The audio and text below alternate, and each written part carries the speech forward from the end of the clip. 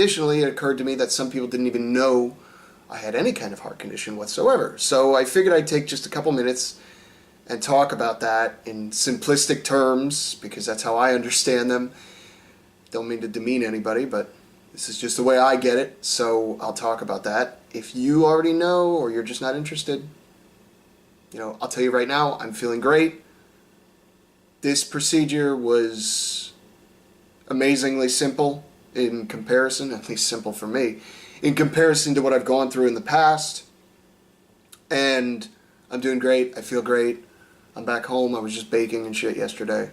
I bake, by the way.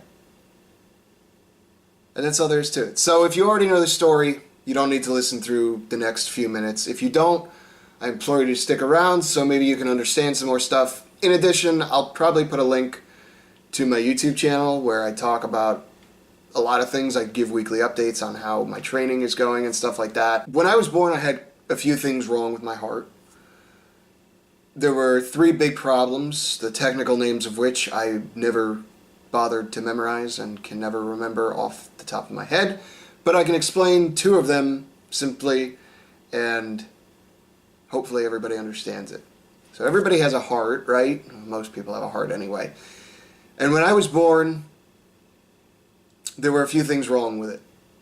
One of the things was that there's valves and veins and arteries and all that kind of good stuff going on in your heart, right?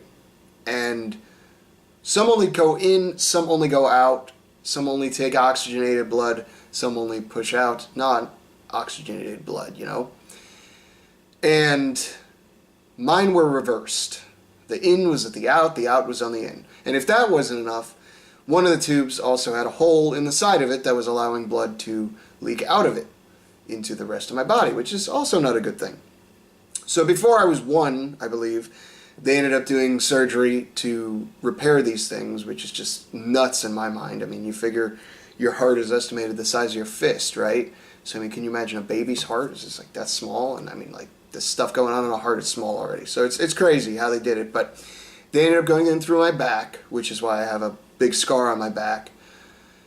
And they flipped the tube the way they were supposed to go, and they put a valve in there from a cadaver, which, that's a dead body, by the way.